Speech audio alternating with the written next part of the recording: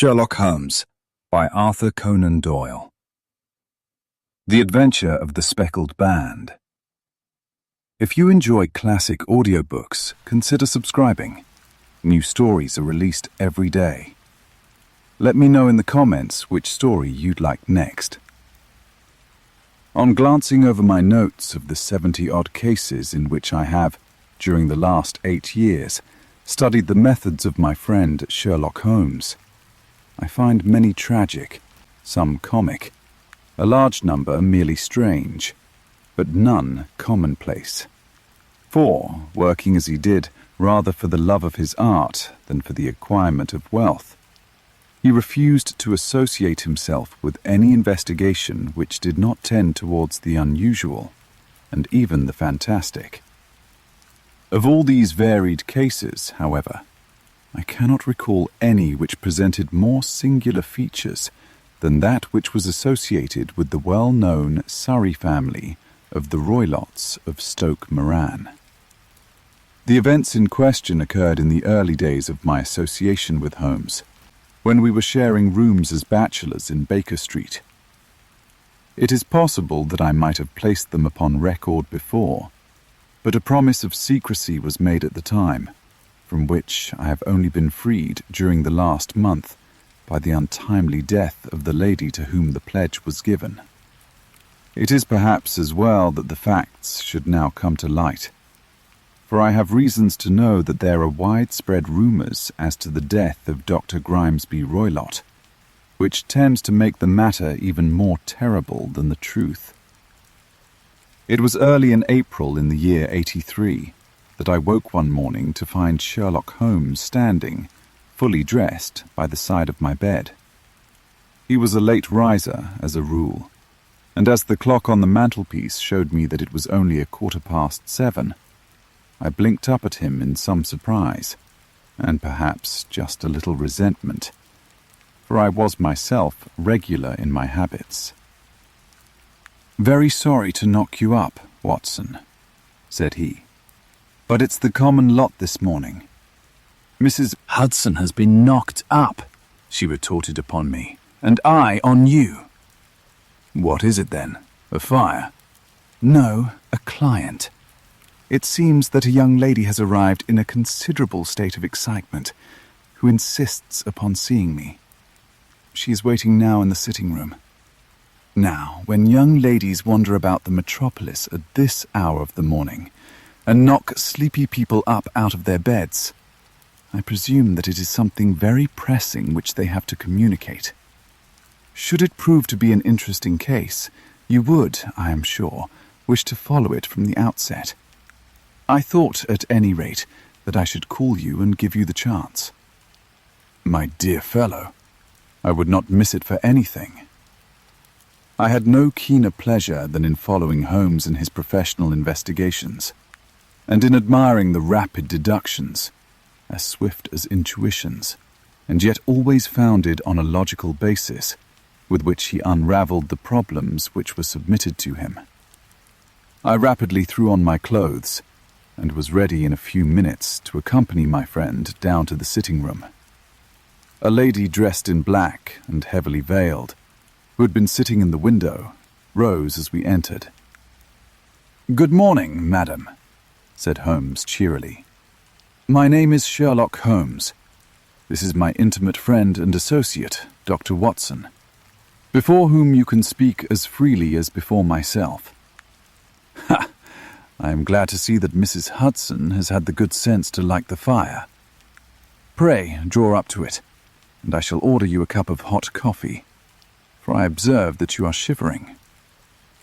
"It is not cold which makes me shiver," said the woman in a low voice, changing her seat as requested. "What then?"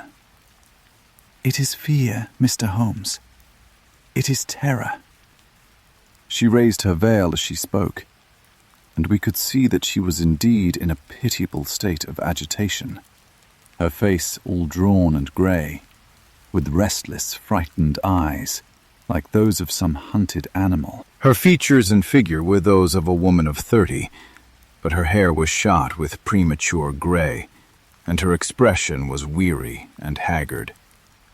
Sherlock Holmes ran her over with one of his quick, all-comprehensive glances. "You must not fear," said he soothingly, bending forward and patting her forearm. "We shall soon set matters right, I have no doubt. You have come in by train this morning, I see." "You know me, then?" "No, but I observe the second half of a return ticket in the palm of your left glove. You must have started early, and yet you had a good drive in a dog cart along heavy roads before you reached the station." The lady gave a violent start and stared in bewilderment at my companion. "There is no mystery, my dear madam," said he, smiling. "The left arm of your jacket is spattered with mud in no less than 7 places. The marks are perfectly fresh. There is no vehicle save a dog cart which throws up mud in that way, and then only when you sit on the left-hand side of the driver." "Whatever your reasons may be, you are perfectly correct," said she. "I started from home before 6, reached Leatherhead at 20 past, and came in by the first train to Waterloo.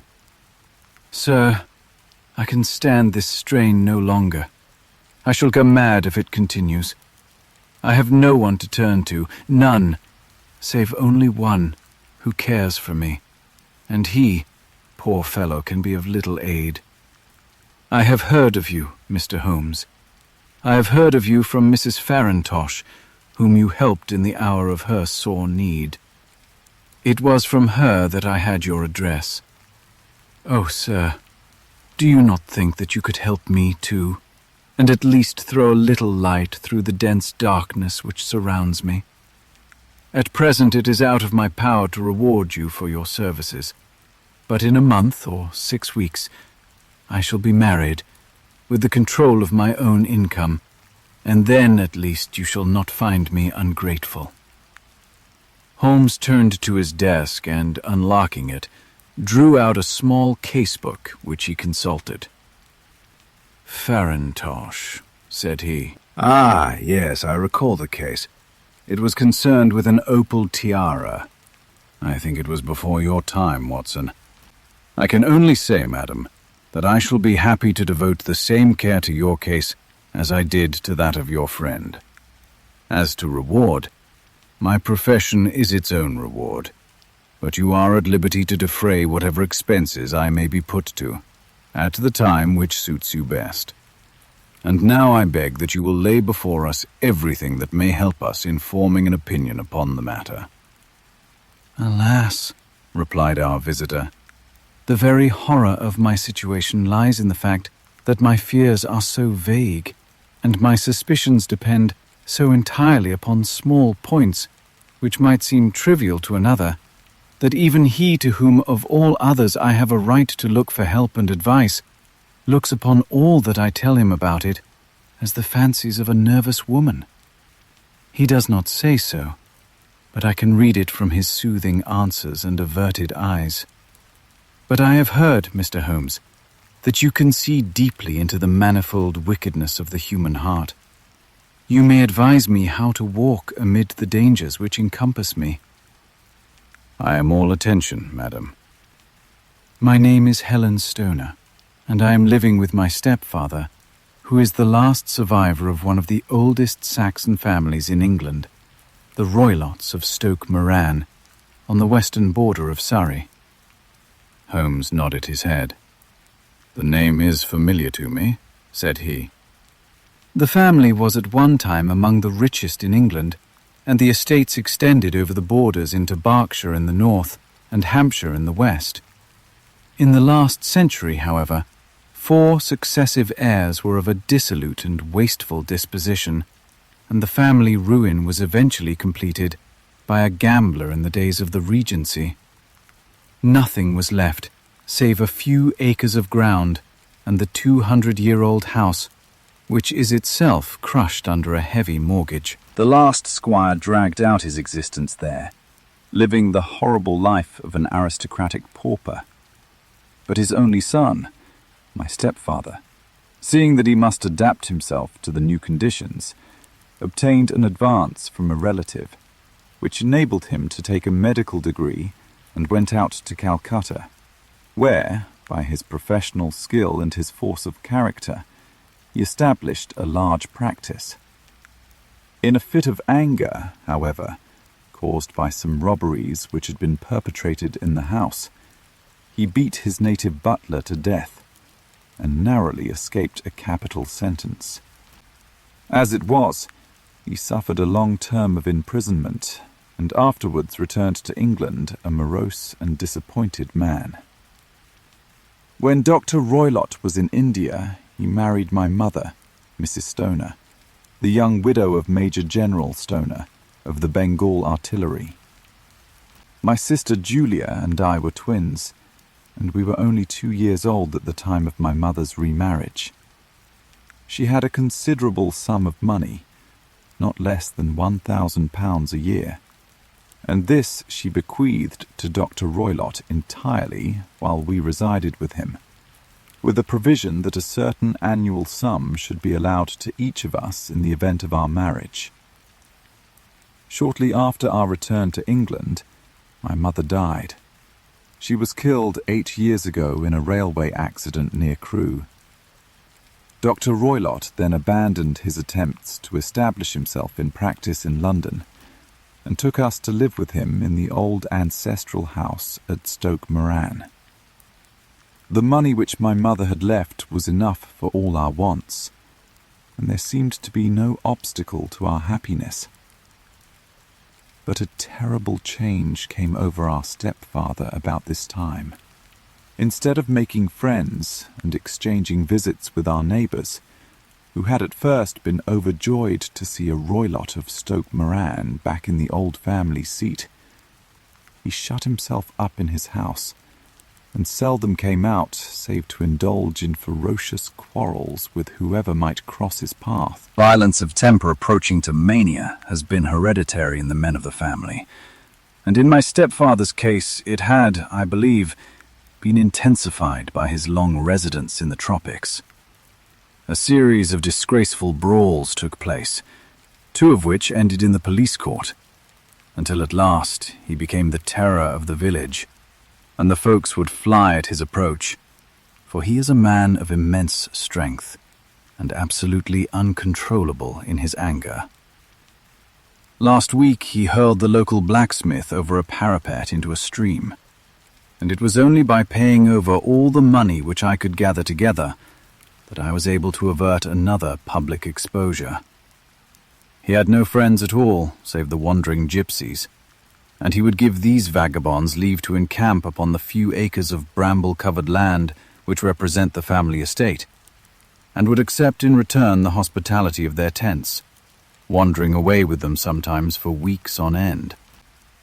He has a passion also for Indian animals, which are sent over to him by a correspondent, and he has at this moment a cheetah and a baboon, which wander freely over his grounds, and are feared by the villagers almost as much as their master.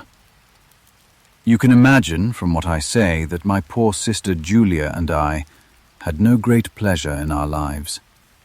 No servant would stay with us, and for a long time we did all the work of the house. She was but 30 at the time of her death, and yet her hair had already begun to whiten, even as mine has. Your sister is dead, then? She died just 2 years ago, and it is of her death that I wish to speak to you. You can understand that, living the life which I have described, we were little likely to see anyone of our own age and position. We had, however, an aunt, my mother's maiden sister, Miss Honoria Westphale, who lives near Harrow, and we were occasionally allowed to pay short visits at this lady's house. Julia went there at Christmas 2 years ago, and met there a half-pay major of Marines, to whom she became engaged. My stepfather learned of the engagement when my sister returned, and offered no objection to the marriage. But within a fortnight of the day which had been fixed for the wedding, the terrible event occurred, which has deprived me of my only companion. Sherlock Holmes had been leaning back in his chair with his eyes closed and his head sunk in a cushion. But he half opened his lids now and glanced across at his visitor. "Pray be precise as to details," said he.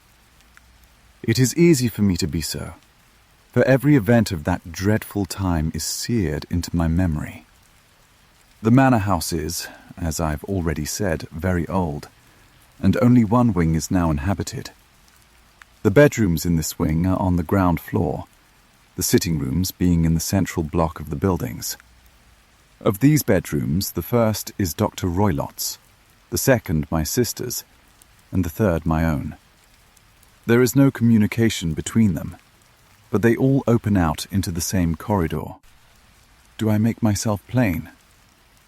"Perfectly so." "The windows of the 3 rooms open out upon the lawn.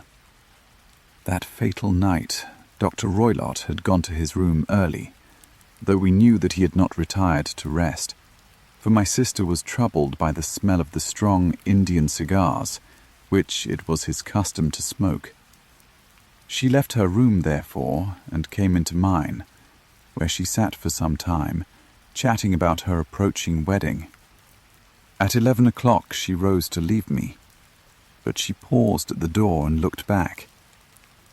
"Tell me, Helen," said she, "have you ever heard anyone whistle in the dead of the night?" "Never," said I. "I suppose that you could not possibly whistle yourself in your sleep?" "Certainly not. But why?" "Because during the last few nights I have always, about 3 in the morning, heard a low, clear whistle. I am a light sleeper, and it has awakened me. I cannot tell where it came from. Perhaps from the next room. Perhaps from the lawn. I thought that I would just ask you whether you had heard it." "No, I have not. It must be those wretched gypsies in the plantation." "Very likely. And yet, if it were on the lawn, I wonder that you did not hear it also." "Ah, but I sleep more heavily than you."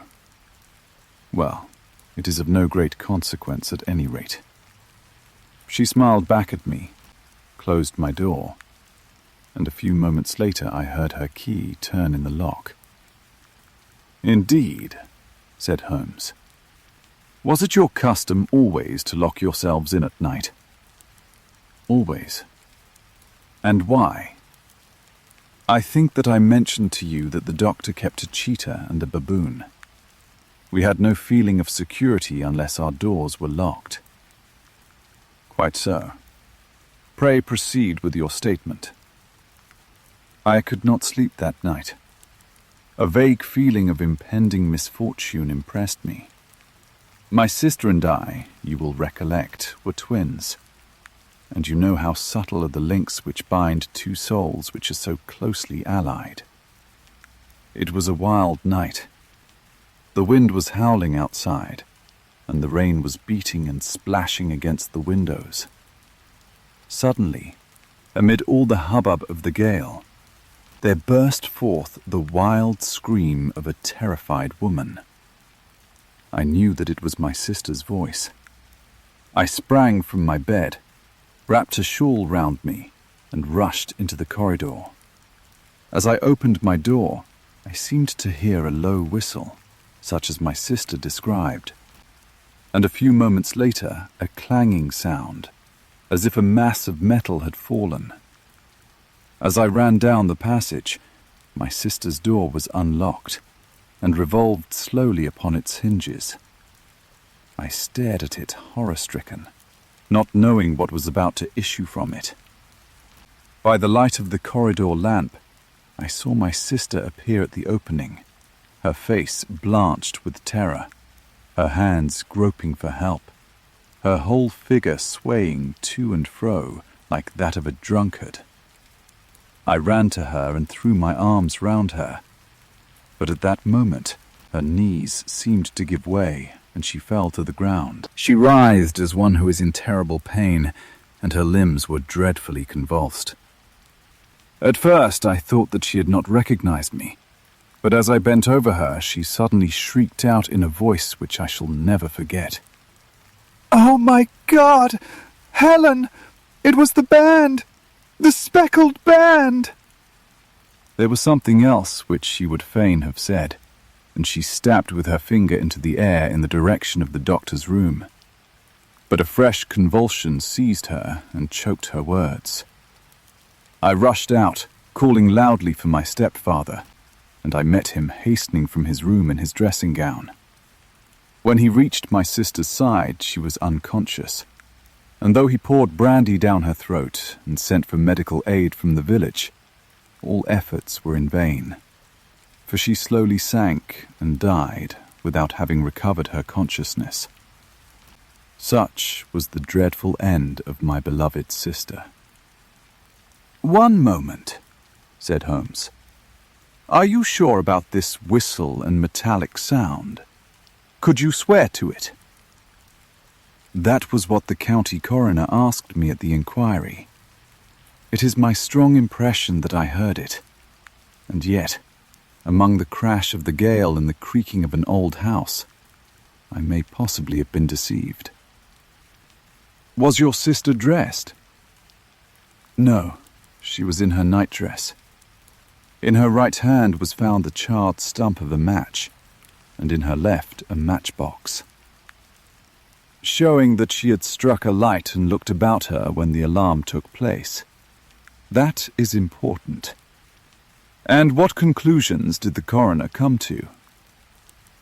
He investigated the case with great care, for Dr. Roylott's conduct had long been notorious in the county, but he was unable to find any satisfactory cause of death. My evidence showed that the door had been fastened upon the inner side, and the windows were blocked by old-fashioned shutters with broad iron bars, which were secured every night. The walls were carefully sounded, and were shown to be quite solid all around, and the flooring was also thoroughly examined, with the same result. The chimney is wide, but is barred up by 4 large staples. It is certain, therefore, that my sister was quite alone when she met her end. Besides, there were no marks of any violence upon her. How about poison? The doctors examined her for it, but without success. What do you think that this unfortunate lady died of, then? It is my belief that she died of pure fear and nervous shock, though what it was that frightened her I cannot imagine. Were there gypsies in the plantation at the time? Yes, there are nearly always some there. Ah, and what did you gather from this allusion to a band, a speckled band? Sometimes I have thought that it was merely the wild talk of delirium. Sometimes that it may have referred to some band of people, perhaps to these very gypsies in the plantation. I do not know whether the spotted handkerchiefs which so many of them wear over their heads might have suggested the strange adjective which she used. Holmes shook his head like a man who is far from being satisfied. "These are very deep waters," said he. "Pray, go on with your narrative." 2 years have passed since then, and my life has been until lately lonelier than ever. A month ago, however, a dear friend, whom I have known for many years, has done me the honor to ask my hand in marriage. His name is Armitage, Percy Armitage, the second son of Mr. Armitage, of Cranewater, near Reading. My stepfather has offered no opposition to the match, and we are to be married in the course of the spring. 2 days ago, some repairs were started in the west wing of the building, and my bedroom wall has been pierced, so that I have had to move into the chamber in which my sister died, and to sleep in the very bed in which she slept. Imagine, then, my thrill of terror when last night, as I lay awake, thinking over her terrible fate, I suddenly heard in the silence of the night the low whistle which had been the herald of her own death. I sprang up and lit the lamp, but nothing was to be seen in the room. I was too shaken to go to bed again, however, so I dressed, and as soon as it was daylight, I slipped down, got a dog cart at the Crown Inn, which is opposite, and drove to Leatherhead, from whence I've come on this morning with the one object of seeing you and asking your advice. You have done wisely, said my friend. But have you told me all? Yes, all. Miss Roylott, you have not. You are screening your stepfather. Why? What do you mean? For answer, Holmes pushed back the frill of black lace which fringed the hand that lay upon our visitor's knee. 5 little livid spots, the marks of 4 fingers and a thumb, were printed upon the white wrist. You have been cruelly used, said Holmes. The lady coloured deeply and covered over her injured wrist. He is a hard man, she said, and perhaps he hardly knows his own strength. There was a long silence, during which Holmes leaned his chin upon his hands and stared into the crackling fire. This is a very deep business, he said at last. There are 1,000 details which I should desire to know before I decide upon our course of action. Yet we have not a moment to lose. If we were to come to Stoke Moran today, would it be possible for us to see over these rooms without the knowledge of your stepfather? As it happens, he spoke of coming into town today upon some most important business. It is probable that he will be away all day, and that there would be nothing to disturb you. We have a housekeeper now, but she is old and foolish, and I could easily get her out of the way. Excellent. You are not averse to this trip, Watson? By no means. Then we shall both come. What are you going to do yourself? I have 1 or 2 things which I would wish to do now that I am in town, but I shall return by the 12 o'clock train, so as to be there in time for your coming. And you may expect us early in the afternoon. I have myself some small business matters to attend to. Will you not wait and breakfast? No, I must go. My heart is lightened already since I have confided my trouble to you. I shall look forward to seeing you again this afternoon. She dropped her thick black veil over her face and glided from the room. And what do you think of it all, Watson? Asked Sherlock Holmes, leaning back in his chair. It seems to me to be a most dark and sinister business. Dark enough and sinister enough. Yet if the lady is correct in saying that the flooring and walls are sound, and that the door, window and chimney are impassable, then her sister must have been undoubtedly alone when she met her mysterious end. What becomes, then, of these nocturnal whistles? And what of the very peculiar words of the dying woman? I cannot think. When you combine the ideas of whistles at night, the presence of a band of gypsies who are on intimate terms with this old doctor, the fact that we have every reason to believe that the doctor has an interest in preventing his stepdaughter's marriage, the dying allusion to a band, and finally, the fact that Miss Helen Stoner heard a metallic clang, which might have been caused by one of those metal bars that secured the shutters, falling back into its place. I think that there is good ground to think that the mystery may be cleared along those lines. But what then did the gypsies do? I cannot imagine. I see many objections to any such theory. And so do I.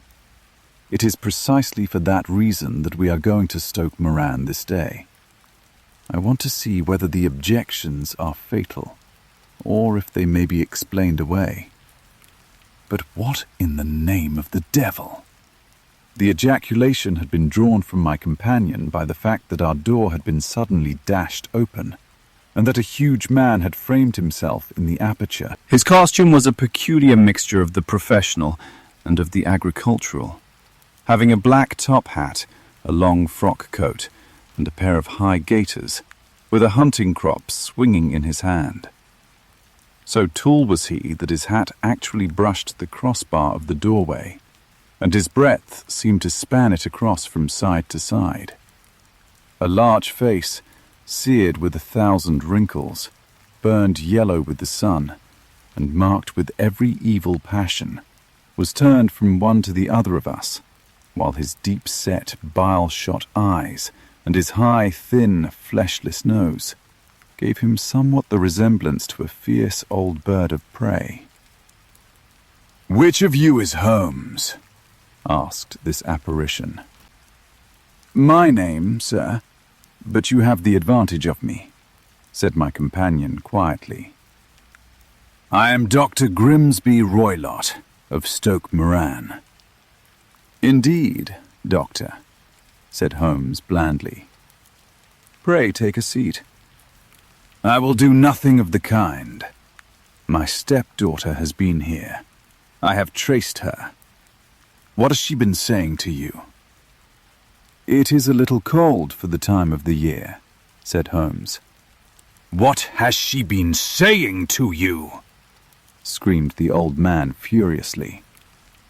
"But I have heard that the crocuses promise well," continued my companion imperturbably. "Ha!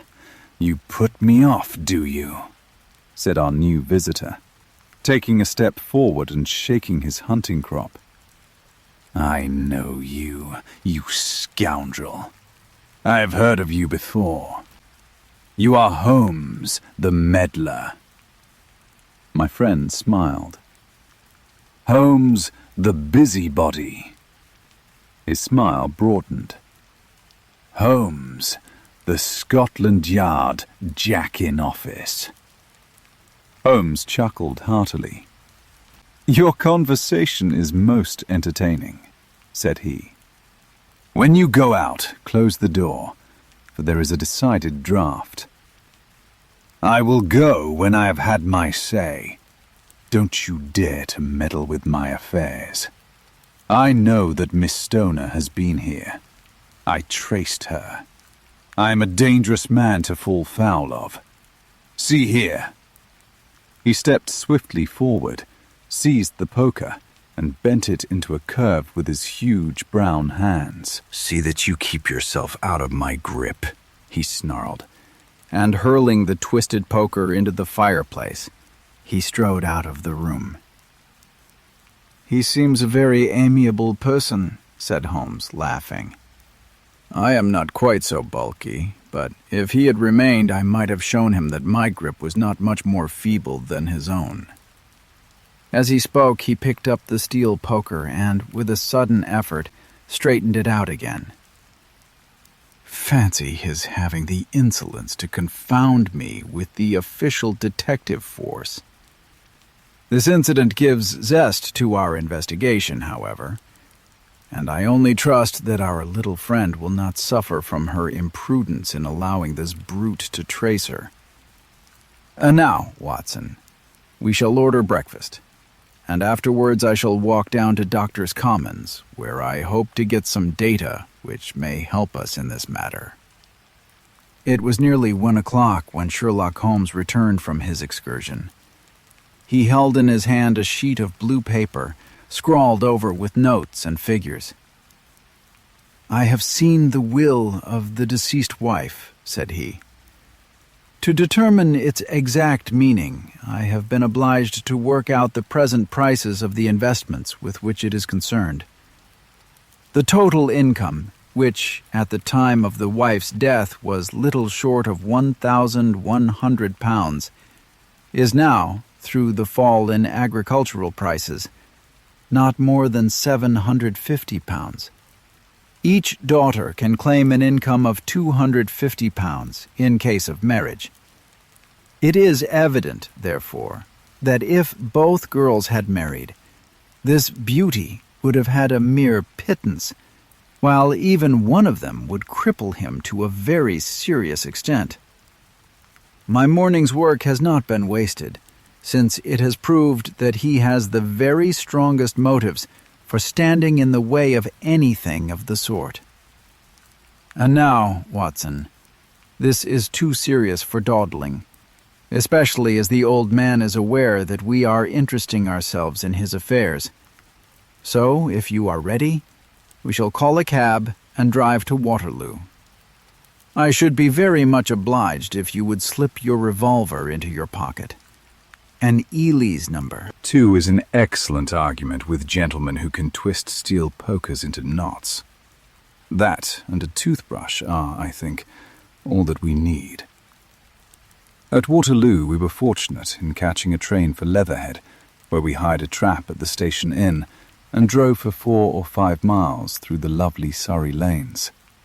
It was a perfect day, with a bright sun and a few fleecy clouds in the heavens. The trees and wayside hedges were just throwing out their first green shoots, and the air was full of the pleasant smell of the moist earth. To me, at least, there was a strange contrast between the sweet promise of the spring and this sinister quest upon which we were engaged. My companion sat in the front of the trap, his arms folded, his hat pulled down over his eyes, and his chin sunk upon his breast, buried in the deepest thought.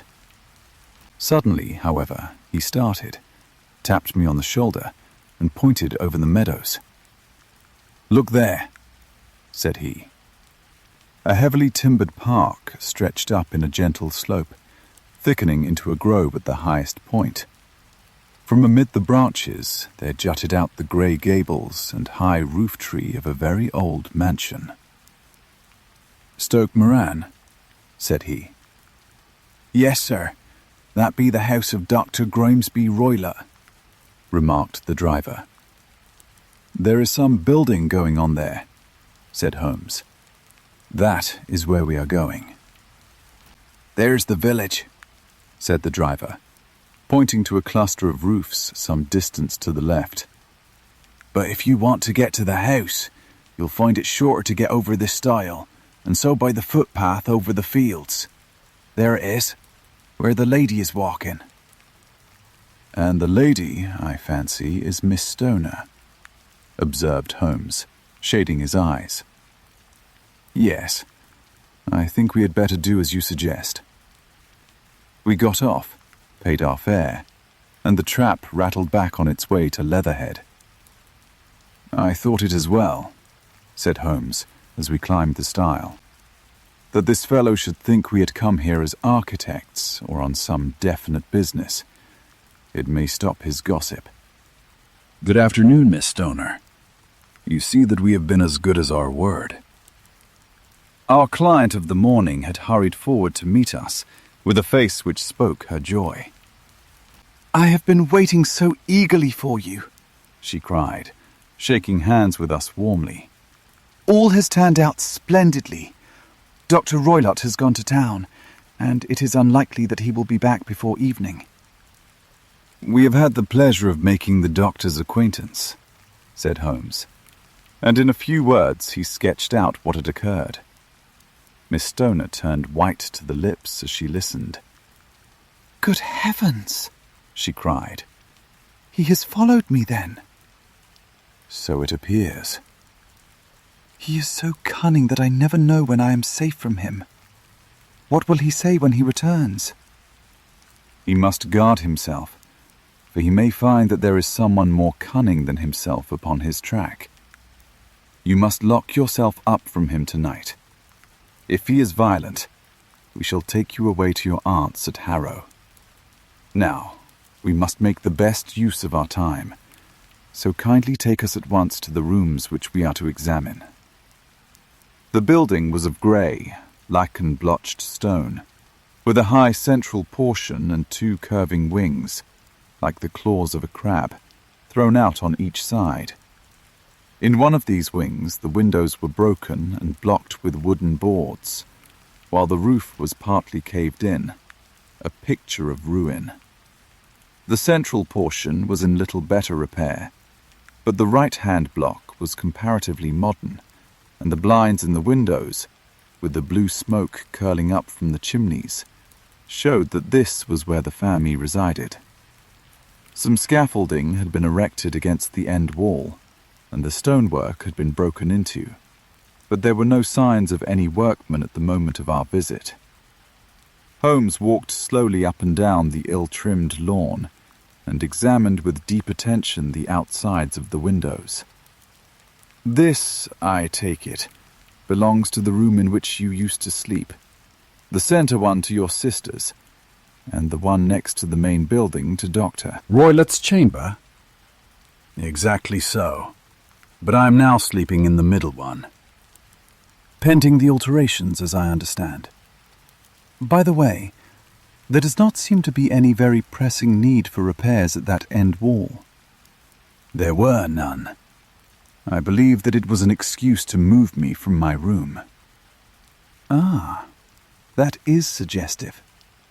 Now, on the other side of this narrow wing runs the corridor from which these 3 rooms open. There are windows in it, of course?" "Yes, but very small ones. Too narrow for anyone to pass through." "As you both locked your doors at night, your rooms were unapproachable from that side. Now, would you have the kindness to go into your room and bar your shutters?" Miss Stoner did so, and Holmes, after a careful examination through the open window, endeavored in every way to force the shutter open, but without success. There was no slit through which a knife could be passed to raise the bar. Then, with his lens, he tested the hinges, but they were of solid iron, built firmly into the massive masonry. Said he, scratching his chin in some perplexity. "My theory certainly presents some difficulties. No one could pass these shutters if they were bolted. Well, we shall see if the inside throws any light upon the matter." A small side door led into the whitewashed corridor, from which the 3 bedrooms opened. Holmes refused to examine the 3rd chamber, so we passed at once to the 2nd, that in which Miss Stoner was now sleeping, and in which her sister had met with her fate. It was a homely little room, with a low ceiling and a gaping fireplace, after the fashion of old country houses. A brown chest of drawers stood in one corner, a narrow white counterpaned bed in another, and a dressing table on the left-hand side of the window. These articles, with 2 small wickerwork chairs, made up all the furniture in the room, save for a square of Wilton carpet in the centre. The boards round and the panelling of the walls were of brown, worm-eaten oak, so old and discoloured that it may have dated from the original building of the house. Holmes drew one of the chairs into a corner and sat silent, while his eyes travelled round and up and down, taking in every detail of the apartment. "Where does that bell communicate with?" he asked at last, pointing to a thick bell rope which hung down beside the bed, the tassel actually lying upon the pillow. "It goes to the housekeeper's room." "It looks newer than the other things." "Yes, it was only put there a couple of years ago." "Your sister asked for it, I suppose?" "No, I never heard of her using it. We used always to get what we wanted for ourselves." "Indeed. It seemed unnecessary to put so nice a bell pull there. You will excuse me for a few minutes while I satisfy myself as to this floor." He threw himself down upon his face with his lens in his hand and crawled swiftly backward and forward, examining minutely the cracks between the boards. Then he did the same with the woodwork with which the chamber was panelled. Finally, he walked over to the bed and spent some time in staring at it, and in running his eye up and down the wall. Finally, he took the bell rope in his hand and gave it a brisk tug. "Why, it's a dummy," said he. "Won't it ring?" "No, it is not even attached to a wire. This is very interesting." You can see now that it is fastened to a hook just above where the little opening for the ventilator is. How very absurd. I never noticed that before. Very strange, muttered Holmes, pulling at the rope. There are one or two very singular points about this room. For example, what a fool a builder must be to open a ventilator into another room when, with the same trouble, he might have communicated with the outside air. That is also quite modern, said the lady. Done about the same time as the bell rope, remarked Holmes. Yes, there were several little changes carried out about that time. They seem to have been of a most interesting character, dummy bell ropes and ventilators which do not ventilate. With your permission, Miss Stoner, we shall now carry our researches into the inner apartment. Dr. Grimesby Roylott's chamber was larger than that of his stepdaughter, but was as plainly furnished. A camp bed, a small wooden shelf full of books, mostly of a technical character, an armchair beside the bed, a plain wooden chair against the wall, a round table, and a large iron safe were the principal things which met the eye. Holmes walked slowly round and examined each and all of them with the keenest interest. "What's in here?" he asked, tapping the safe. "My stepfather's business papers." "Oh, you have seen inside, then?" "Only once, some years ago. I remember that it was full of papers." "There isn't a cat in it, for example?" "No. What a strange idea." "Well, look at this." He took up a small saucer of milk, which stood on the top of it. "No, we don't keep a cat, but there is a cheetah and a baboon." "Ah, yes, of course. Well, a cheetah is just a big cat, and yet a saucer of milk does not go very far in satisfying its wants, I dare say. There is one point which I should wish to determine." He squatted down in front of the wooden chair and examined the seat of it with the greatest attention. "Thank you. That is quite settled," said he, rising and putting his lens in his pocket. "Hello. Here is something interesting." The object which had caught his eye was a small dog lash hung on one corner of the bed. The lash, however, was curled upon itself and tied so as to make a loop of whipcord. "What do you make of that, Watson?" "It's a common enough lash, but I don't know why it should be tied." "That is not quite so common, is it? Ah me, it's a wicked world, and when a clever man turns his brains to crime, it is the worst of all." "I think that I have seen enough now, Miss Stoner, and with your permission, we shall walk out upon the lawn." I had never seen my friend's face so grim, or his brow so dark, as it was when we turned from the scene of this investigation. We had walked several times up and down the lawn, neither Miss Stoner nor myself liking to break in upon his thoughts before he roused himself from his reverie. "It is very essential, Miss Stoner," said he, "that you should absolutely follow my advice in every respect." "I shall most certainly do so."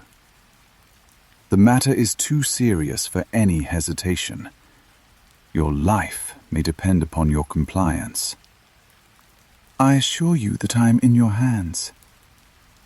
"In the first place, both my friend and I must spend the night in your room."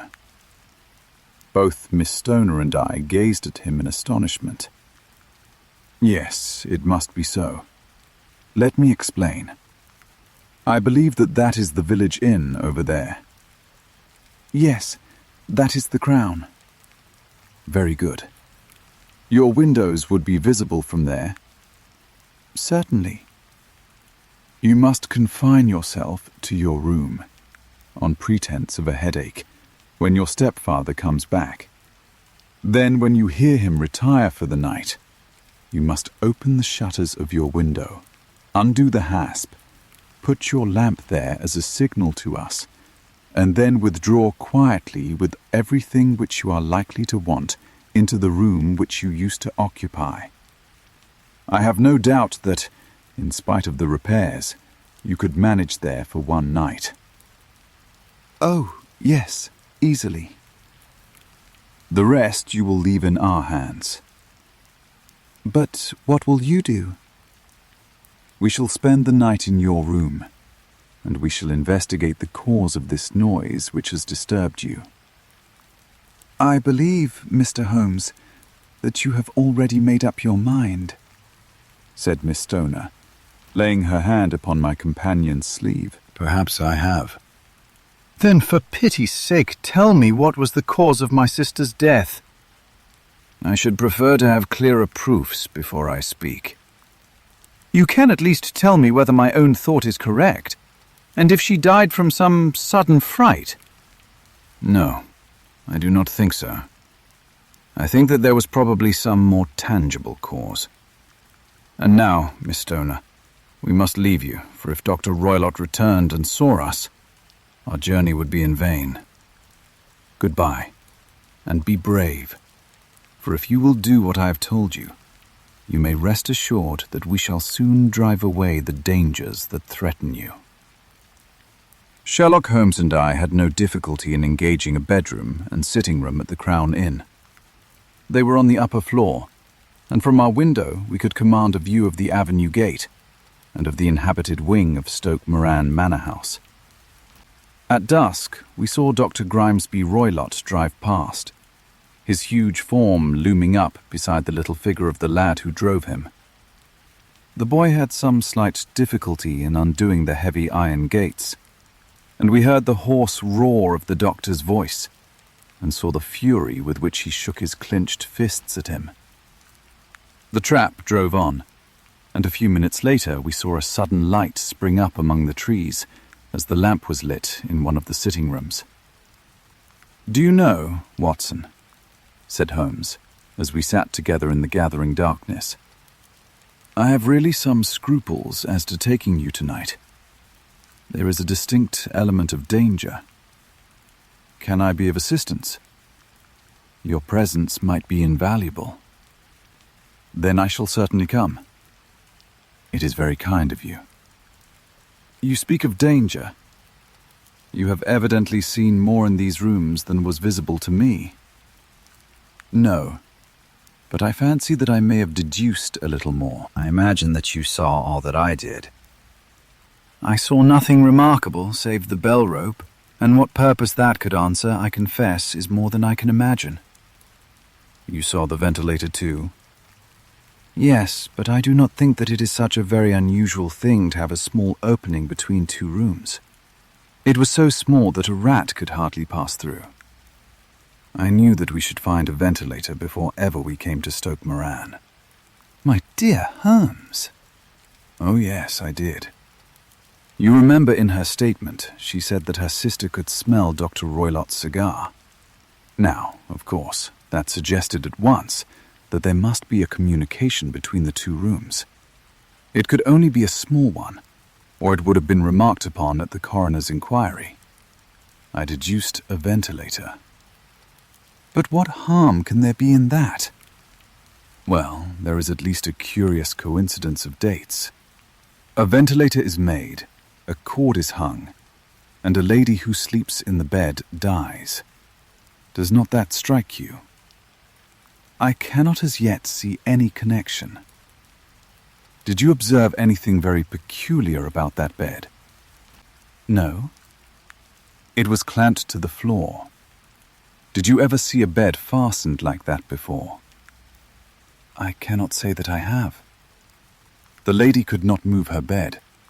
It must always be in the same relative position to the ventilator and to the rope, or so we may call it, since it was clearly never meant for a bell pull." "Holmes," I cried, "I seem to see dimly what you are hinting at. We are only just in time to prevent some subtle and horrible crime." "Subtle enough and horrible enough. When a doctor does go wrong, He is the first of criminals. He has nerve and he has knowledge. Palmer and Pritchard were among the heads of their profession. This man strikes even deeper. But I think, Watson, that we shall be able to strike deeper still. But we shall have horrors enough before the night is over. For goodness sake, let us have a quiet pipe and turn our minds for a few hours to something more cheerful. About 9 o'clock, the light among the trees was extinguished, and all was dark in the direction of the manor house. 2 hours passed slowly away, and then, suddenly, just at the stroke of 11, a single bright light shone out right in front of us. "That is our signal," said Holmes, springing to his feet. "It comes from the middle window." As we passed out, he exchanged a few words with the landlord, explaining that we were going on a late visit to an acquaintance, and that it was possible that we might spend the night there. A moment later, we were out on the dark road, a chill wind blowing in our faces, and one yellow light twinkling in front of us through the gloom to guide us on our sombre errand. There was little difficulty in entering the grounds, for unrepaired breaches gaped in the old park wall. Making our way among the trees, we reached the lawn, crossed it, and were about to enter through the window, when out from a clump of laurel bushes there darted what seemed to be a hideous and distorted child, who threw itself upon the grass with writhing limbs, and then ran swiftly across the lawn into the darkness. "My God," I whispered. "Did you see it?" Holmes was for the moment as startled as I. His hand closed like a vice upon my wrist in his agitation. Then he broke into a low laugh and put his lips to my ear. "It is a nice household," he murmured. "That is the baboon." I had forgotten the strange pets which the doctor affected. There was a cheetah, too. Perhaps we might find it upon our shoulders at any moment. I confess that I felt easier in my mind when, after following Holmes's example and slipping off my shoes, I found myself inside the bedroom. My companion noiselessly closed the shutters, moved the lamp onto the table, and cast his eyes round the room. All was as we had seen it in the daytime. Then, creeping up to me and making a trumpet of his hand, he whispered into my ear again so gently that it was all that I could do to distinguish the words. "The least sound would be fatal to our plans." I nodded to show that I had heard. "We must sit without light. He would see it through the ventilator." I nodded again. "Do not go asleep. Your very life may depend upon it. Have your pistol ready in case we should need it. I will sit on the side of the bed, and you in that chair." I took out my revolver and laid it on the corner of the table. Holmes had brought up a long, thin cane, and this he placed upon the bed beside him. By it, he laid the box of matches and the stump of a candle. Then he turned down the lamp, and we were left in darkness.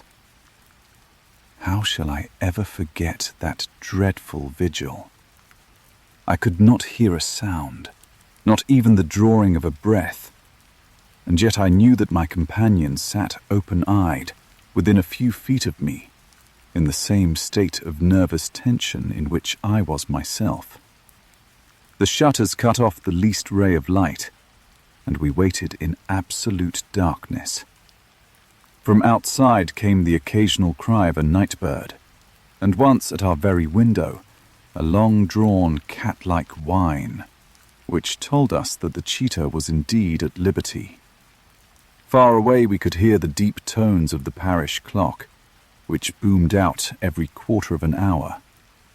How long they seemed, those quarters. 12 struck, and 1 and 2 and 3. and still we sat silently for whatever might befall.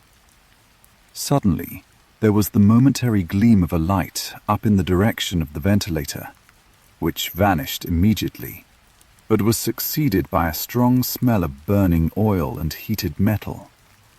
Someone in the next room had lit a dark lantern. I heard a gentle sound of movement, and then all was silent once more, though the smell grew stronger. For half an hour I sat with straining ears. Then suddenly another sound became audible, a very gentle, soothing sound, like that of a small jet of steam escaping continually from a kettle. The instant that we heard it, Holmes sprang from the bed, struck a match, and lashed furiously with his cane at the bell pull.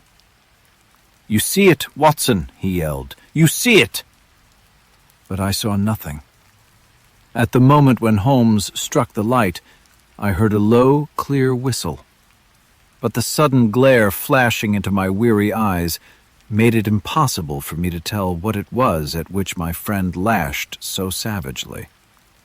I could, however, see that his face was deadly pale and filled with horror and loathing. He had ceased to strike and was gazing up at the ventilator when suddenly there broke from the silence of the night the most horrible cry to which I have ever listened. It swelled up louder and louder, a hoarse yell of pain and fear and anger all mingled in the one dreadful shriek. They say that away down in the village, and even in the distant parsonage, that cry raised the sleepers from their beds. It struck cold to our hearts, and I stood gazing at Holmes and he at me until the last echoes of it had died away into the silence from which it rose. "What can it mean?" I gasped. "It means that it is all over," Holmes answered. "And perhaps, after all, it is for the best. Take your pistol, and we will enter Dr. Roylott's room." With a grave face, he lit the lamp and led the way down the corridor. Twice he struck at the chamber door without any reply from within. Then he turned the handle and entered, I at his heels, with the cocked pistol in my hand. It was a singular sight which met our eyes. On the table stood a dark lantern with the shutter half open, throwing a brilliant beam of light upon the iron safe, the door of which was ajar. Beside this table, on the wooden chair, sat Dr. Grimesby Roylott, clad in a long grey dressing gown, his bare ankles protruding beneath, and his feet thrust into red, heel-less Turkish slippers. Across his lap lay the short stock with the long lash which we had noticed during the day. His chin was cocked upward and his eyes were fixed in a dreadful, rigid stare at the corner of the ceiling. Round his brow he had a peculiar yellow band with brownish speckles, which seemed to be bound tightly round his head. As we entered, he made neither sound nor motion. "The band, the Speckled Band," whispered Holmes. I took a step forward. In an instant, his strange headgear began to move, and there reared itself from among his hair the squat, diamond-shaped head and puffed neck of a loathsome serpent. "It is a swamp adder," cried Holmes. "The deadliest snake in India. He has died within 10 seconds of being bitten. Violence does, in truth, recoil upon the violent, and the schemer falls into the pit which he digs for another. Let us thrust this creature back into its den, and we can then remove Miss Stoner to some place of shelter and let the county police know what has happened." As he spoke, he drew the dog whip swiftly from the dead man's lap, and throwing the noose round the reptile's neck, he drew it from its horrid perch, and, carrying it at arm's length, threw it into the iron safe, which he closed upon it. Such are the true facts of the death of Dr. Grimesby Roylott of Stoke Moran.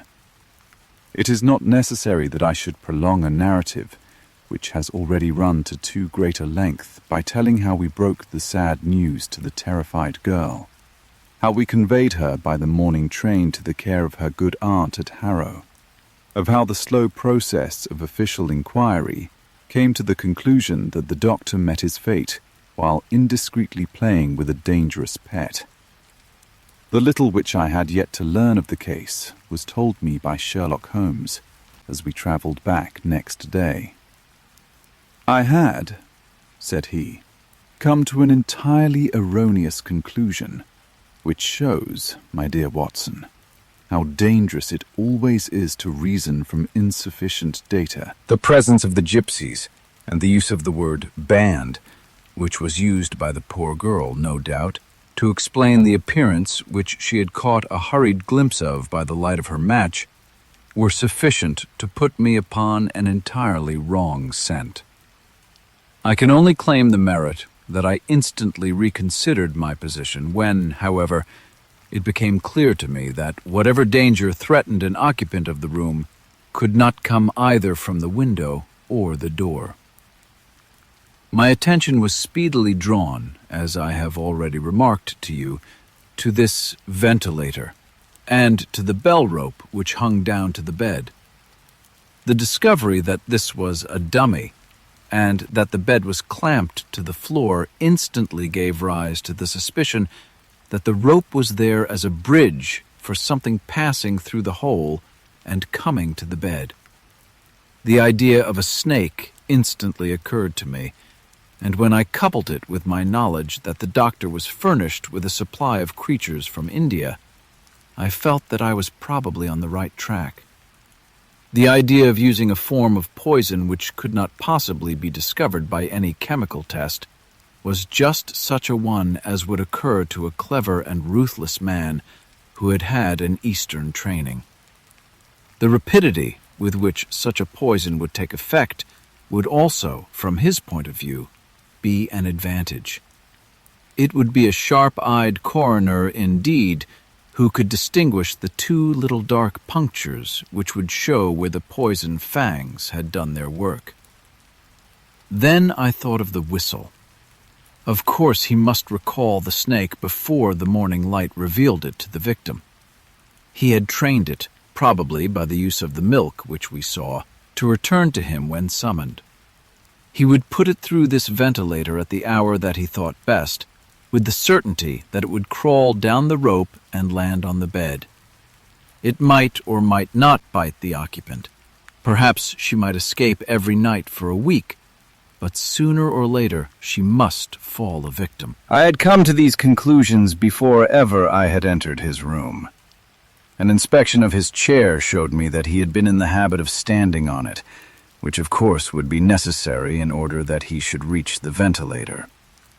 The sight of the safe, the saucer of milk, and the loop of whipcord were enough to finally dispel any doubts which may have remained. The metallic clang heard by Miss Stoner was obviously caused by her stepfather hastily closing the door of his safe upon its terrible occupant.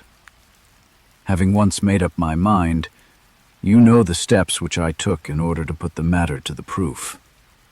I heard the creature hiss, as I have no doubt that you did also, and I instantly lit the light and attacked it, with the result of driving it through the ventilator, and also with the result of causing it to turn upon its master at the other side.